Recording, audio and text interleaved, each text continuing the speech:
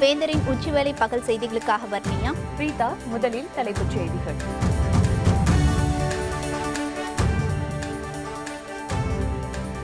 அத்திக்கடவு அவிநாசி திட்டம் விரைவில் தொடங்கப்படும், முதல்வர் பழனிசாமி உறுதி.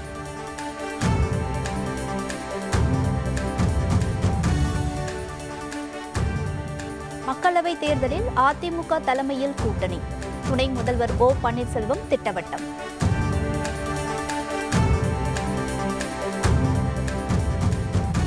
பல லட்சம் முதலீடுகள் வந்ததை விளக்க முடியுமா? தமிழக அரசுக்கு மு.க. ஸ்டாலின் கேள்வி.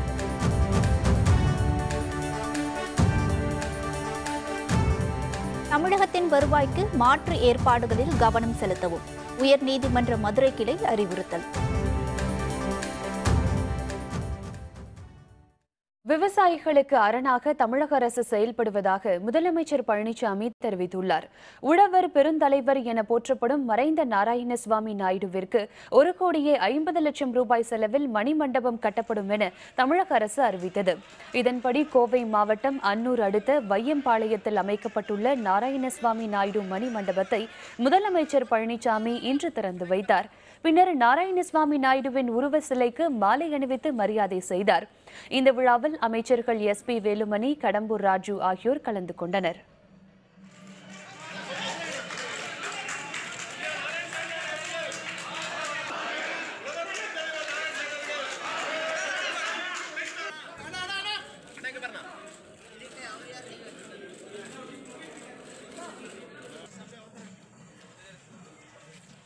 விழாவில் பேசிய முதலமைச்சர் பழனிசாமி 1,652 கோடி ரூபாய் மதிப்பில் அத்திக்கடவு அவிநாசி திட்டம் செயல்படுத்தப்படும் என்றும் இம்மாத இறுதிக்குள் அடிக்கல் நாட்டப்படும் எனவும் கூறினார். மேலும் கோதாவரி காவிரி நதி இணைப்பு திட்டம் மத்திய அரசின் உதவியுடன் செயல்படுத்தப்படும் எனவும் முதலமைச்சர் பழனிசாமி தெரிவித்துள்ளார். விவசாய தொழில் ஈடுபட்டுள்ள விவசாயிகள், விவசாய தொழிலாளர்கள் மற்றும் அவர்கள் குடும்பத்தினருக்கு வாழ்நாள் முழுவதும் உறுதுணையாக இருக்கும் வண்ணம் முதலமைச்சரின் உழவர் பாதுகாப்பு திட்டம் செயல்படுத்தப்பட்டு வருகிறது. பிரதம மந்திரியின் பயிர் காப்பீட்டு திட்டம் தமிழ்நாட்டிலே மிகச் சிறப்பாக செயல்படுத்தப்பட்டு வருகிறது. இதன் காரணமாக 2016-17 ஆண்டு அதிக அளவிலான காப்பீட்டு இழப்பீட்டு தொகை பெற்றுத்தந்ததில் இந்தியாவிலேயே முதலிடம் தமிழ்நாடு வைக்கிறது என்பதை இந்த நேரத்தில் பெருமையோடு சொல்லிக்கொள்ள கடமைப்பட்டிருக்கிறது. இதேபோல் விவசாயிகளின் நலன் கருதி சென்னை அருகே 2 கோடி ரூபாய் செலவில் உணவு பூங்கா அமைக்கப்படும் என முதலமைச்சர் பழனிசாமி தெரிவித்துள்ளார்.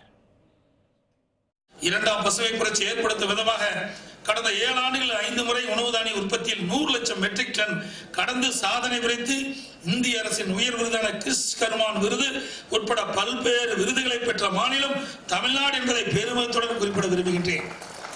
கூட்டு பண்ணைய முறை ஊக்குவிக்க 100 கோடி ரூபாய் ஒதுக்கீடு, 2 லட்சம் சிறு குறு விவசாயிகள் ஒருங்கிணைந்த கூட்டு பண்ணை திட்டம் அம்மாவுடைய அரசு செயல்படுத்தப்பட்டு இருக்கிறது. கோவை மாவட்டம் முதலிப்பாளையம் பகுதியில் பேரூர் ஆதீனம் சாந்தலிங்க ராமசுவாமி அடிகளார் அறக்கட்டளை சார்பில் மருத்துவமனை கட்டப்பட உள்ளது.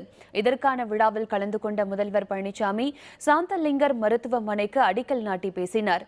இதில் சட்டப்பேரவை தலைவர் தனபால், உள்ளாட்சித்துறை அமைச்சர் SP வேலுமணி உள்ளிட்டோர் பங்கேற்றனர். சபரிமலையில் அனைத்து வயது பெண்களையும் அனுமதிக்கலாம் என்ற உத்தரவை எதிர்த்து தாக்கல் செய்யப்பட்ட சீராய்வு மனுக்கள் மீதான விசாரணை தொடங்கியுள்ளது. கேரள மாநிலம் சபரிமலை கோவிலில் ஐயப்பனை அனைத்து வயது பெண்களும் தரிசிக்கலாம் என உச்சநீதிமன்றம் தீர்ப்பளித்திருந்தது. இதற்கு எதிர்ப்பு தெரிவித்து பாரதிய ஜனதா கட்சியினர் பல்வேறு கட்ட போராட்டங்களில் ஈடுபட்டனர். எனினும் மாநில காவல்துறையினர் பாதுகாப்புடன் ஒரு சில பெண்கள் ஐயப்பனை தரிசித்தனர். இதனிடையே உச்சநீதிமன்ற தீர்ப்பை சீராய்வு செய்யக்கோரி 60 மனுக்கள் தாக்கல் செய்யப்பட்டன. 5 நீதிபதிகள் கொண்ட அமர்வு சீராய்வு மனுக்கள் மீதான விசாரணையை இன்று தொடங்கியுள்ளது. மக்களவைத் தேர்தலில் அதிமுக தலைமையில் கூட்டணி அமையும் என துணை முதலமைச்சரும் அதிமுக ஒருங்கிணைப்பாளருமான ஓ பன்னீர்செல்வம் தெரிவித்துள்ளார். மதுரைக்கு செல்வதற்கு முன்பு சென்னை விமான நிலையத்தில் செய்தியாளர்களிடம் பேசிய அவர், ஆறுமுகசாமி ஆணையத்தின் முன் எப்போது ஆஜராக கூறினாலும் ஆஜராக தயாராக உள்ளதாக கூறினார். மக்களவைத் தேர்தலில் அதிமுக தலைமையில்தான் கூட்டணி முடிவாகும் எனவும், கூட்டணி முடிவுகளுக்கு பின்னரே எத்தனை தொகுதிகளில் அதிமுக போட்டியிடும் என தெரியவரும் என்றும் ஓ பன்னீர்செல்வம் தெரிவித்தார். அதிமுகவில் உறுப்பினராக உள்ள யார் வேண்டுமென்றாலும் தேர்தலில் போட்டியிட விருப்ப மனு அளிக்கலாம் என ஓ பன்னீர்செல்வம் கூறினார். அனைத்து இந்திய அண்ணா திராவிட முன்னேற்ற கழகத்தின் தலைமையில்தான் நடைபெற இருக்கின்ற நாடாளுமன்ற பொதுத் தேர்தலுக்கு கூட்டணி அமையும்.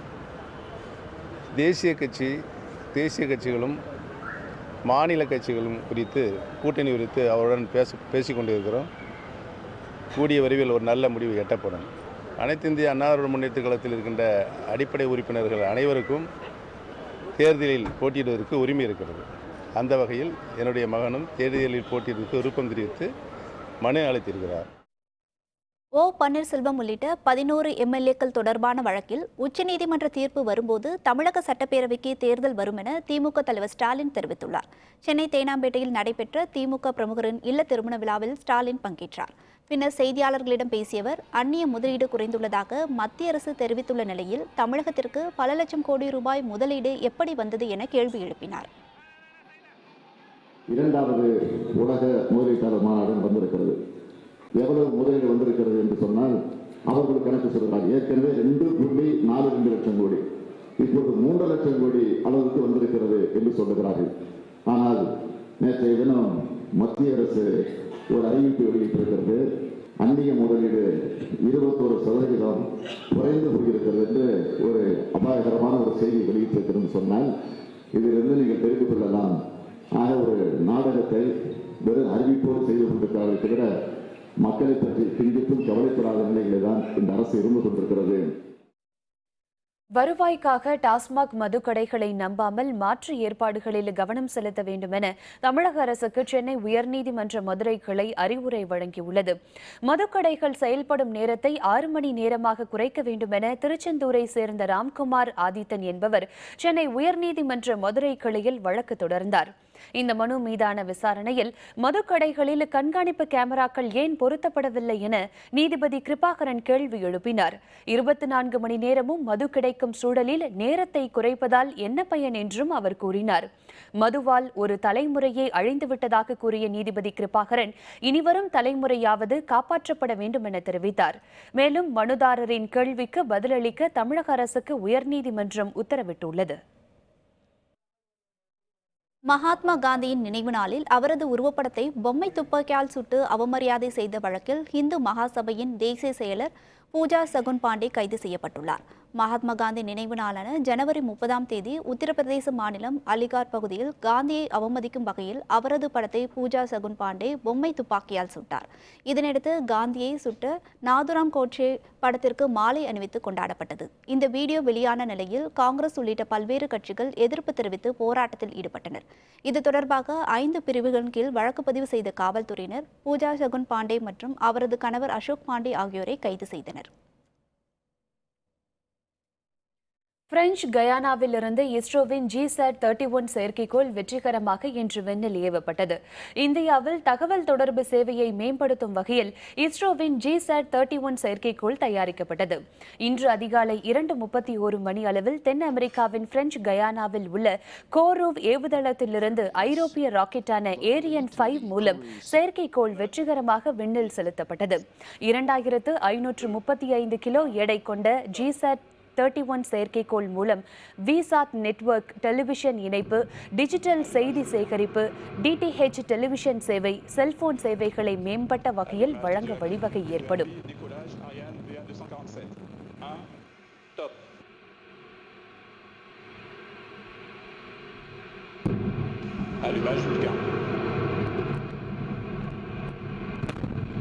Allumage des deux appuis, décollage Ariane VA247. Sterlite விவகாரத்தில் இரட்டை வேடம், தமிழக அரசு மீது வைகோ குற்றச்சாட்டு. விவரம் விளம்பர இடைவேளைக்கு பிறகு.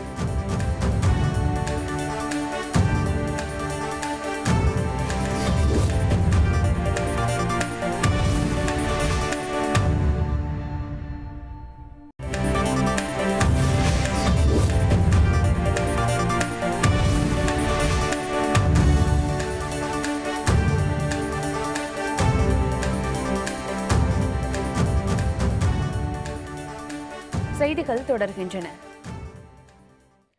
ஸ்டெர்லைட் விவகாரத்தில் தமிழக அரசு இரட்டை வேடம் போடுவதாக மதிமுக பொதுச்செயலர் வைகோ குற்றம் சாட்டியுள்ளார். திருநெல்வேலியில் செய்தியாளர்களை சந்தித்த அவர், ஸ்டெர்லைட் வழக்கில் தமிழக அரசு வழக்கறிஞரும் மாசு கட்டுப்பாட்டு வாரிய வழக்கறிஞர்களும் சரியான முறையில் வாதாடவில்லை என்றார். பிரதமருக்கு எதிரான தங்களின் போராட்டம் அறவழியில் தொடரும் என வைகோ தெரிவித்தார். மத்திய அரசு கொண்டுவரும் அணை பாதுகாப்பு மசோதா தமிழகத்திற்கு பின்னடைவை ஏற்படுத்தும் எனவும், இதனால் நதிநீர் உரிமைகள் பறிக்கப்படும் என்றும் குறிப்பிட்டார். இந்த பிரச்சனையில் தமிழக அரசு ஸ்டெர்லைட்டுக்கு கைக்கூலி வேலை பார்க்குதுன்னு பகிரங்கமாக குற்றம் சாட்டுவேன். ஆலையை திறக்கிறதுக்கு எல்லாம் ஏற்பாடு பண்ணி கொடுத்துட்டு ஆலையை திறக்க விட மாட்டோம்னு சொல்றது என்னன்னா, பூனைக்கும் தோழன் பாலுக்கும் காவல். இவ்வளவு ஒரு ஃப்ராடு பித்தலாட்டம் பண்ற ஒரு முதலமைச்சர் தமிழகம் சந்திச்சதே இல்லை. தமிழ்நாடு காங்கிரஸ் முன்னாள் தலைவரான திருநாவுக்கரசர் நடிகர் ரஜினிகாந்தை இன்று சந்தித்தார். அமெரிக்கா சென்றிருந்த ரஜினிகாந்தை திருநாவுக்கரசர் சென்று ஆலோசனை நடத்தியதாக சர்ச்சை எழுந்தது. இந்நிலையில் காங்கிரஸ் கட்சியின் புதிய தலைவராக KS அழகிரி நியமிக்கப்பட்டுள்ளார். சென்னை அண்ணா நகரில் உள்ள இல்லத்தில் திருநாவுக்கரசரை ரஜினிகாந்த் சந்தித்தார். அப்போது தமது மகள் சௌந்தர்யாவின் திருமண அழைப்பிதழை ரஜினிகாந்த் திருநாவுக்கரசுக்கு வழங்கினார். தமது மகள் திருமணத்தில் கலந்து கொள்ள வருமாறு அழைப்பு விடுத்தார். அப்போது விடுதலை சிறுத்தைகள் கட்சி தலைவர் திருமாவளவனும் சந்தித்து பத்திரிகை அளித்து அழைப்பு விடுத்தார். செல்போன் திருட்டு உள்ளிட்ட காவல்துறை சார்ந்த நடவடிக்கைகளை பொதுமக்கள் எளிதில் தெரிந்து கொள்ளும் வகையில் புதிய செயலியை சென்னை மாநகர காவல்துறை அறிமுகம் செய்துள்ளது. சென்னை வேப்பேரியில் உள்ள ஆணையர் அலுவலகத்தில் நடிகர் விஜய் சேதுபதி மற்றும் காவல் ஆணையர் AK விஸ்வநாதன் ஆகியோர் டிஜிகேப் என்ற புதிய செயலியை அறிமுகம் செய்தனர். அப்போது பேசிய காவல் ஆணையர் AK விஸ்வநாதன், சென்னையில் செல்போன் திருட்டு அதிக அளவில் நடப்பதாக தெரிவித்தார்.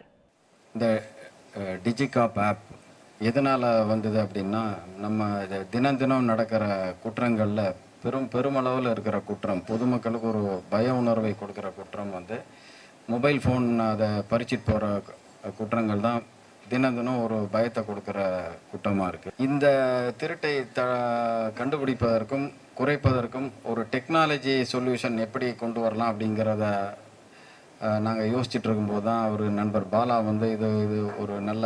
இது ஒரு முயற்சி பண்ணி பார்க்கலான்னு சொல்லி பல ஐடியாஸ் நம்ம டிஸ்கஸ் பண்ணினதில் இது ஒரு முயற்சியாக வந்திருக்கு. இதனை அடுத்து பேசிய நடிகர் விஜய் சேதுபதி, இந்த முயற்சி மக்களுக்கும் காவல்துறைக்கும் உள்ள இடைவெளியை குறைக்கும் என்றார். காவல்துறை மீது பொதுமக்களுக்கு உள்ள அச்சத்தை போக்க விழிப்புணர்வு ஏற்படுத்த வேண்டும் எனவும் அவர் தெரிவித்தார். இன்னமும் என்ன தெரியல, ஒரு காவல்துறைக்கும் பொதுமக்களுக்குமான ஒரு இடைவெளி இருந்துட்டு இருக்கு.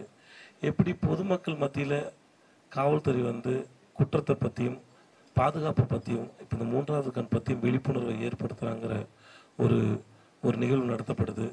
அதே மாதிரி காவல்துறையை பற்றின ஒரு விழிப்புணர்வு இன்னும் ஏற்படணும், போய் சேரணுங்கிறது என்னுடைய எண்ணம். அது நடக்கணும்னு நான் ஆசைப்பட்றேன். ஏன்னா நான் பார்க்கும்போது அது அணுகும்போது தெரியுது, பட் இன்னமும் நிறைய பேருக்கு அது கொஞ்சம் பயத்தை ஏற்படுத்துகிற ஒரு விஷயமாகவே இருக்குது. ஸோ அதை பற்றின விழிப்புணர்வும் இருக்கணும்னு நான் ஆசைப்படுறேன். புதிதாக அறிமுகம் செய்யப்பட்டுள்ள டிஜிகாப் செயலி மூலம் செல்போன் வாங்குபவர்கள் அது திருடப்பட்ட செல்போனா என தெரிந்து கொள்ள முடியும். மேலும் மாயமான வாகனங்களை கண்டுபிடிப்பது, தொலைந்த செல்போனை கண்டுபிடிக்க இந்த செயலி மூலம் புகார் அளித்தல், போக்குவரத்து நெரிசல்களை அறிந்து கொள்ளுதல், அருகில் உள்ள காவல் நிலைய முகவரி தெரிந்து கொள்ளுதல் உள்ளிட்ட பல்வேறு தகவல்களை பெற முடியும். சென்னை பள்ளிக்கரணை குப்பை கிடங்கில் இருந்து பெண்ணின் கை கால்கள் மீட்கப்பட்ட விவகாரம் தொடர்பாக நடத்தப்பட்ட விசாரணையில் அவரது கணவரை கொலை செய்து அதிர்ச்சியை ஏற்படுத்தியுள்ளது. பள்ளிக்கரணை குப்பை கிடங்கில் இருந்து சில நாட்களுக்கு முன்பு துண்டு துண்டாக வெட்டப்பட்ட நிலையில் பெண்ணின் கை கால்கள் கண்டெடுக்கப்பட்டன. இதுகுறித்து காவல்துறையினர் தீவிர விசாரணை நடத்தி வந்தனர். விசாரணையில் கொல்லப்பட்ட பெண்ணின் பெயர் சந்தியா என்றும் தூத்துக்குடியை சேர்ந்த இவரை கணவரை கொலை செய்ததும் கண்டுபிடிக்கப்பட்டுள்ளது. குடும்ப பிரச்சனையின் காரணமாக சந்தியாவை அவரது கணவரும் திரைப்பட இயக்குநருமான பாலகிருஷ்ணன் கொலை செய்துள்ளனர். இதனிடையே சென்னையில் செய்தியாளர்களிடம் பேசிய காவல்துறை ஆணையர் விஸ்வநாதன், கைது செய்யப்பட்ட பாலகிருஷ்ணனிடம் தீவிர விசாரணை மேற்கொள்ளப்பட்டு வருவதாக கூறினார். பள்ளிக்கரணையில் ஒரு கையும் 2 காலும் கிடைத்த மட்டும் அந்த குப்பை கிடங்கில் கிடைத்த ஒரு வழக்கு பதிவு செய்யப்பட்டது. அது புலன் விசாரணையில் அது சந்தியா என்கிற பெண் அவருடைய கணவரால் கொலை செய்யப்பட்ட வழக்கு என்று தெரிய வருகிறது. அந்த வழக்கு இப்பொழுது புலன் விசாரணையில் இருக்கிறது. திருப்பூர் மாவட்டம் உடுமலை அருகே 5வது நாளாக சுற்றித் திரியும் சின்னத்தம்பி யானையை வனப்பகுதிக்குள் விரட்ட வனத்துறையினர் போராடி வருகின்றனர். கோவையில் கடந்த மாதம் 28ஆம் தேதி வனத்துறையினரால் மயக்க ஊசி செலுத்தி பிடிக்கப்பட்ட சின்னத்தம்பி யானை டாப்ஸ்லிப் பகுதியை அடுத்த வரகளியாறு வனப்பகுதியில் விடப்பட்டது.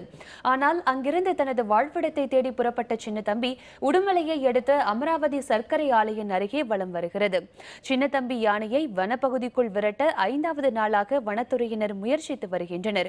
இதற்காக டாப்ஸ்லிப் பகுதியிலிருந்து கொண்டுவரப்பட்ட கலீம் மற்றும் மாரியப்பன் ஆகிய 2 கும்கி யானைகளுடன் நண்பர்களாகி விளையாடிவிட்டு திரும்பவும் புதருக்குள் சென்று படுத்து விடுவதால் சின்னத்தம்பியை விரட்டுவதில் பின்னடைவு ஏற்பட்டுள்ளது. எனினும் வனத்துறையினர் இரவு பகலாக சின்னத்தம்பி யானையை கண்காணித்து வருகின்றனர். திருச்சியில் பிரபல தனியார் ஜவுளிக்கடையில் வரி ஏய்ப்பு செய்ததாக வந்த புகாரை அடுத்து வருமான வரித்துறை அதிகாரிகள் சோதனை நடத்தினர். திருச்சி மாவட்டம் சிங்காரத்தோப்பு பகுதியில் பிரபல தனியார் ஜவுளிக்கடை இயங்கி வருகிறது. இந்த ஜவுளிக்கடை நிறுவனத்தில் வருமான வரி ஏய்ப்பு செய்ததாக வந்த புகாரை அடுத்து நேற்று வருமான வரித்துறை அதிகாரிகள் சோதனை நடத்தினர். இதனையடுத்து இன்று 2வது நாளாக வருமான வரித்துறை அதிகாரிகள் சோதனை நடத்தி வருகின்றனர். இதேபோன்று கடந்த மாதம் LLB சாலையில் உள்ள பிரபல ஜவுளிக்கடை நிறுவனத்திலும் வரி ஏய்ப்பு தொடர்பாக சோதனை நடத்தியது குறிப்பிடத்தக்கது. விவசாயிகளுக்கு ஆண்டுக்கு 6000 ரூபாய் வழங்கப்படும் என பட்ஜெட்டில் அறிவிக்கப்பட்டதற்கு எதிர்ப்பு தெரிவித்துள்ள தஞ்சை விவசாயிகள் ஒரு நாளைக்கு 17 ரூபாய் கணக்கிட்டு பிரதமருக்கு மணி ஆர்டர் அனுப்பி போராட்டத்தில் ஈடுபட்டனர். விவசாயிகளின் பயிர்க்கடன்களை முழுமையாக தள்ளுபடி செய்ய விவசாயிகள் தொடர் போராட்டங்களில் ஈடுபட்டு வந்தனர். இதனிடையே விவசாயிகளுக்கு ஆண்டுக்கு 6000 ரூபாய் வழங்கப்படும் என மத்திய அரசு பட்ஜெட்டில் அறிவித்தது. இதன்படி நாள் ஒன்றுக்கு 17 ரூபாய் மட்டுமே விவசாயிகளுக்கு கிடைக்கும் என தெரிவித்துள்ள விவசாய அமைப்புகள் இதனை கண்டித்து போராட்டங்களில் ஈடுபட்டு வருகிறது. இந்நிலையில் தஞ்சை தலைமை அஞ்சல் நிலையத்திற்கு வந்த விவசாயிகள் 17 ரூபாயை பிரதமர் நரேந்திர மோடிக்கு அனுப்பும் போராட்டத்தில் ஈடுபட்டனர். உடனடியாக அனைத்து பயிர்க்கடனையும் தள்ளுபடி செய்திடவும் விளைபொருட்களுக்கு உரிய விலையை நிர்ணயித்திடவும் அவர்கள் வலியுறுத்தினர். மத்திய அரசு விவசாயிகளுக்கு பட்ஜெட்டில் வெறும் 6000 ரூபாய் அறிவிச்சிருக்காங்க.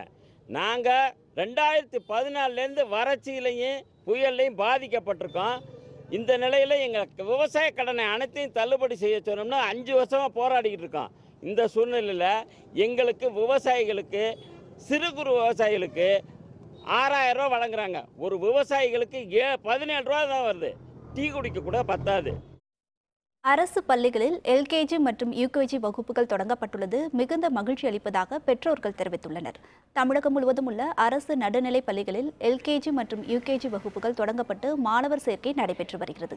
ஈரோடு மாவட்டத்தில் 89 நடுநிலை பள்ளிகளில் LKG மற்றும் UKG வகுப்புகள் தொடங்கப்பட்டுள்ளன. இதில் பெற்றோர்கள் ஆர்வமுடன் தங்களது குழந்தைகளை சேர்த்து வருகின்றனர். அரசு பள்ளிகளில் LKG UKG வகுப்புகள் தொடங்கப்பட்டதன் மூலம் ஏழை எளிய மக்களிடையே குழந்தைகளின் கல்வி கேள்விக்குறியாகாது என பெற்றோர்கள் மகிழ்ச்சி தெரிவித்தனர்.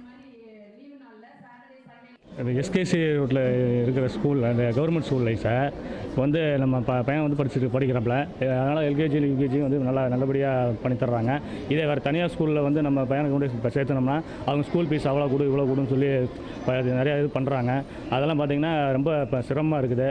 அதனால் இந்த ஸ்கூலில் வந்து நம்ம SKC ரோட்டில் இருக்கிற ஸ்கூலில் நல்லபடியாக பார்த்து நல்லபடியாக இது பண்ணுறாங்க.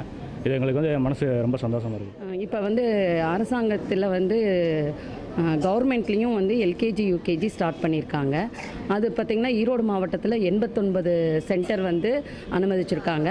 எங்கள் பள்ளியில் வந்து 2 சென்டர் வந்து இதுக்காக அனுமதிச்சிருக்காங்க.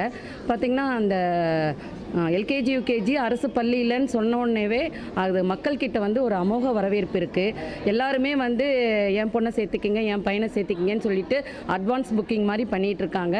இன்னும் வந்து எங்களுக்கு பர்டிகுலராக ஆள் போடலை, அவங்க டீச்சர்ஸ் போடலை இது எடுக்கிறதுக்கு. ஆனால் நாங்கள் வாலண்டியரை வச்சு இப்போ வந்து LKG UKG ரன் பண்ணிகிட்ருக்கோம். திருவள்ளூர் ஸ்ரீ வீரராகவ பெருமாள் கோவில் தை பிரம்மோற்சவ விழாவின் 7ஆம் நாளான இன்று தேர் திருவிழா கோலாகலமாக நடைபெற்றது. ஸ்ரீதேவி பூதேவி சமேதராக திருத்தேரில் வீதி உலா வந்து பக்தர்களுக்கு அருள்பாலித்தார். தை பிரம்மோற்சவ விழா கடந்த 31ஆம் தேதி கொடியேற்றத்துடன் தொடங்கியது. அதைத் தொடர்ந்து தேர் திருவிழா நடைபெற்றது. இதையொட்டி ஸ்ரீ வீரராகவ பெருமாள் ஸ்ரீதேவி பூதேவி சமேதராக திருத்தேரில் எழுந்தருளினார். மங்கள வாத்தியங்கள் முழங்க திருத்தேர் 4 மாட வீதிகளில் உலா வந்தது. அப்போது வழிநெடுகிலும் திரண்டிருந்த பக்தர்கள் கோவிந்தா கோவிந்தா என முழக்கமிட்டு பெருமாளை வழிபட்டனர்.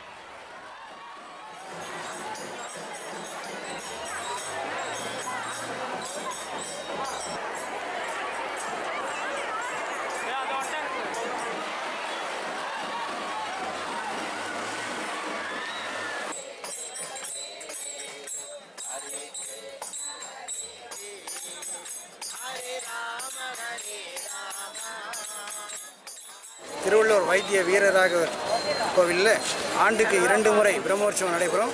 இது தை பிரம்மோற்சவம். இன்று 7வது நாள் தேர் திருவிழா. இன்னைக்கு ஏராளமான மக்கள் இந்த தேர் திருவிழாவில் கலந்து கொண்டு வைத்திய வீரராகவனை வணங்கி அவருடைய அருளை பெறுகிறார்கள். கன்னியாகுமரி மாவட்டம் நாகர்கோயிலில் 30வது சாலை பாதுகாப்பு வார விழாவை முன்னிட்டு சாலை விதிகளை கடைபிடிப்பதன் அவசியத்தை வலியுறுத்தி விழிப்புணர்வு பேரணி நடைபெற்றது. சாலை பாதுகாப்பு வார விழாவின் ஒரு பகுதியாக நடைபெற்ற விழிப்புணர்வு பேரணியில் ஹெல்மெட் மற்றும் சீட் பெல்ட் அணிவது, மது அருந்துவிட்டு வாகனத்தை ஓட்டாதீர் போன்ற வாசகங்கள் அடங்கிய விழிப்புணர்வு பதாகைகளை ஏந்தியபடி மாணவ மாணவிகள் பங்கேற்றனர். இந்த பேரணியில் அரசு போக்குவரத்து கழக பயிற்சி ஓட்டுநர்கள் உள்ளிட்ட பலர் கலந்து கொண்டனர்.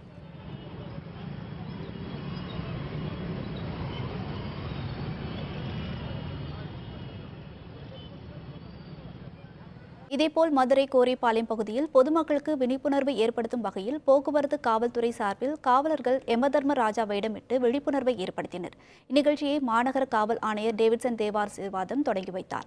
யமதர்மராஜா வேடமிட்ட காவலர்கள் கோரிப்பாளையம், ஆரப்பாளையம், எம்ஜிஆர் பேருந்து நிலையம் ஆகிய பகுதிகளில் வரும் வாகன ஓட்டிகள், பாதசாரிகளிடம் போக்குவரத்து விதிகள் குறித்த விழிப்புணர்வு பிரச்சாரத்தை மேற்கொண்டனர். இதில் பொதுமக்கள், தன்னார்வலர்கள் என பலர் கலந்து கொண்டனர். வரும் 27ஆம் தேதி வடகொரிய அதிபருடன் சந்திப்பு. அமெரிக்க அதிபர் ட்ரம்ப் அறிவிப்பு. விவரம் விளம்பர இடைவேளைக்கு பிறகு.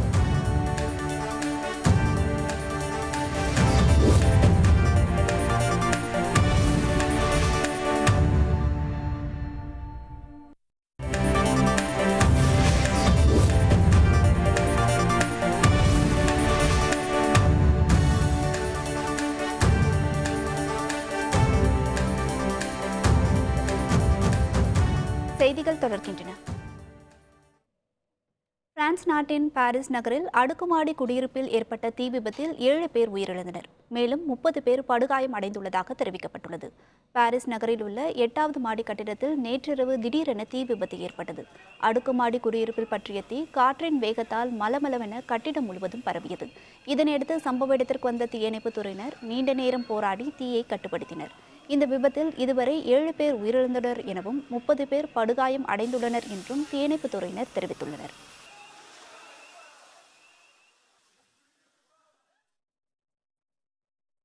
பிப்ரவரி 27 மற்றும் 28ஆம் தேதிகளில் வடகொரிய அதிபர் கிம் ஜாங் உன்னை சந்தித்து பேச்சுவார்த்தை நடத்தப்போவதாக அமெரிக்க அதிபர் டொனால்டு ட்ரம்ப் அறிவித்துள்ளார். வடகொரியாவில் அணு ஆயுத சோதனை நடத்துவது தொடர்பாக அமெரிக்காவுக்கும் வடகொரியாவுக்கும் இடையே மோதல் உருவானது. இதுகுறித்து கடந்த வருடம் சிங்கப்பூரில் அமெரிக்க அதிபர் ட்ரம்ப் மற்றும் வடகொரிய அதிபர் கிம் ஜாங் உன் ஆகியோர் சந்தித்து பேச்சுவார்த்தை நடத்தினர். இந்த சந்திப்பில் அணு ஆயுத சோதனை தொடர்பாக சில ஒப்பந்தங்கள் கையெழுத்தாகியது. இதனையடுத்து வடகொரிய மீது விதித்த பொருளாதார தடைகளை அமெரிக்கா விலக்கிக் கொள்ளாததால் வடகொரிய அதிபர் அணு ஆயுத கொள்கைக்கு மீண்டும் திரும்ப உள்ளதாக எச்சரிக்கை விடுத்திருந்தார். இந்நிலையில் அமெரிக்கா நாடாளுமன்ற கூட்டுக் கூட்டத்தில் பேசிய அதிபர் ட்ரம்ப் பிப்ரவரி 27ஆம் தேதி மற்றும் 28ஆம் தேதியில் கிம் ஜாங் உன்னை சந்தித்து பேச்சுவார்த்தை நடத்தப்போவதாக அறிவித்துள்ளார். சீனாவில் வசந்த காலத்தை ஒட்டி பிறந்த புத்தாண்டை பன்றி ஆட்டை அந்நாட்டு மக்கள் கோலாகலமாக கொண்டாடினர். சீனாவின் பல்வேறு பகுதிகளில் வசந்தகால விழாவை ஒட்டி கொண்டாட்டங்கள் களை கட்டியுள்ளன. சீனர்கள் ஒவ்வொரு புதிய ஆண்டையும் ஒரு விலங்கின் பெயரில் கொண்டாடி வருகின்றனர். அந்த வகையில் தற்போது பிறந்துள்ள ஆண்டை பன்றி ஆண்டாக கருதி சீன மக்கள் சிறப்பாக கொண்டாடி வருகின்றனர். பன்றியை நம்பிக்கையின் சின்னமாக கருதி வழிபடும் சீன மக்கள் புத்தாண்டை ஒட்டி வீடுகளை வண்ண விளக்குகளால் அலங்கரித்துள்ளனர். பாரம்பரிய உடை அணிந்து கோவில்களுக்கு சென்று சிறப்பு வழிபாடு நடத்தினர். புத்தாண்டை ஒட்டி உலகின் பல்வேறு நாடுகளில் வசிக்கும் சீனர்கள் நாட்டிற்கு திரும்பியுள்ளதால் நகர்ப்புறங்களில் கடும் போக்குவரத்து நெரிசல் ஏற்பட்டது. சீனாவில் மட்டுமின்றி உலகின் பல்வேறு நாடுகளிலும் வசந்தகால விழா எனும் பெயரில் இப்புத்தாண்டை கொண்டாடுகின்றனர்.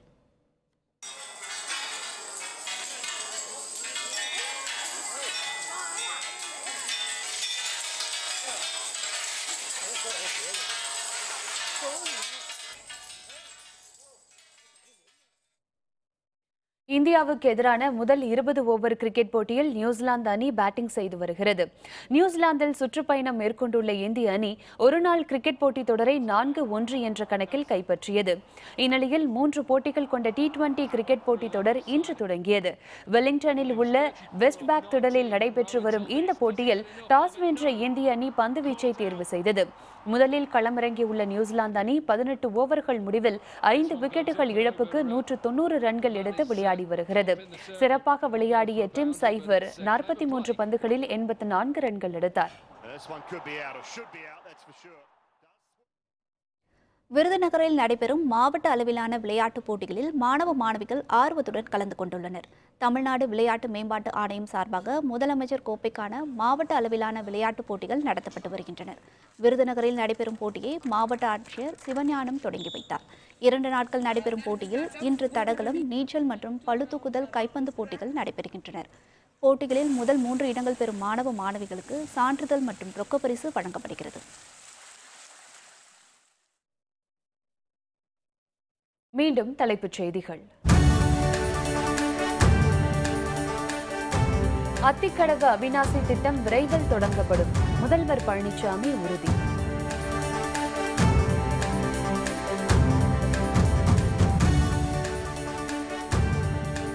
மக்களவைத் தேர்தலில் அதிமுக தலைமையில் கூட்டணி. துணை முதல்வர் ஓ பன்னீர்செல்வம் திட்டவட்டம்.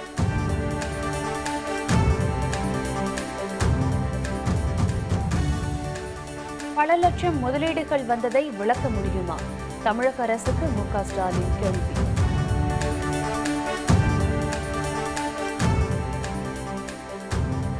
தமிழகத்தின் வருவாய்க்கு மாற்று ஏற்பாடுகளில் கவனம் செலுத்தவும் உயர்நீதிமன்ற மதுரை கிளை அறிவுறுத்தல்.